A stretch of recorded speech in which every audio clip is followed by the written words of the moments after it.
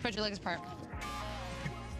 Lucy just caught a counterfeiter when her phone started blowing up with alerts. Tim got the same notification. Looking at their screens, both of them were completely shell-shocked. Back at the station, everyone got the message at the exact same time. The courthouse was no different. Panic started to spread through the crowd. It was a ballistic missile alert. Nolan tried to evacuate everyone, but Jessica cut him off. She said running was useless because there was no way to get out of the city in 30 minutes. There is a good chance that this is not real. What if it's not fake? Well, then you got about 28 minutes until you find out what hell feels like. The inmates started spiraling, making the panic even worse. Jessica has experience with emergencies, so she ordered everyone to find a fallout shelter. She asked the judge if the courthouse had one.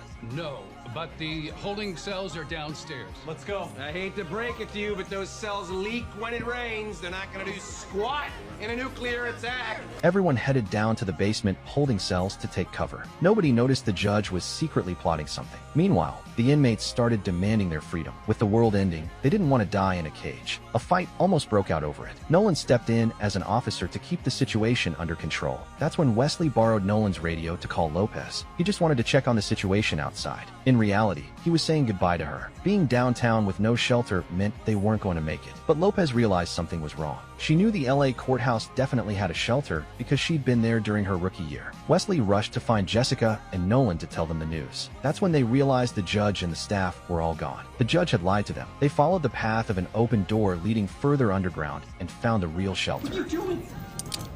What I have to. The judge ordered them to leave. He claimed if the alert was real, this would be ground zero for the blast. They'd be trapped for weeks, and they only had enough supplies for their own people. Nolan pretended to back off to make the judge lower his guard. Then, he suddenly moved in and disarmed the judge. Pretty cool, right?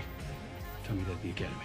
The judge had no choice but to let everyone in on Nolan's orders. But he warned Nolan that he was making a huge mistake. As the inmates filed in, an emotional father pointed at one of them, shouting that he shouldn't be allowed inside. You killed our boy in cold blood. Oh, you better back up on me, or you'll be next. You Okay, all right. Hey. Jessica held the father back. Their only option was to use benches to keep the inmates separate. Nolan started the lockdown by closing the heavy shelter doors. After checking the supplies, Jessica realized the judge wasn't lying. With this many people, they wouldn't even last a week. To make matters worse, the shelter blocked all signals, and the only old-school landline was broken. One of the inmates caught a glimpse of the keys on a guard's belt. He started running his mouth to spread fear. He claimed a direct hit would turn the shelter into a tomb. Shut up, Oscar. It's basic science, my man. What can I say? I'm a happy guy. Not like mommy over here.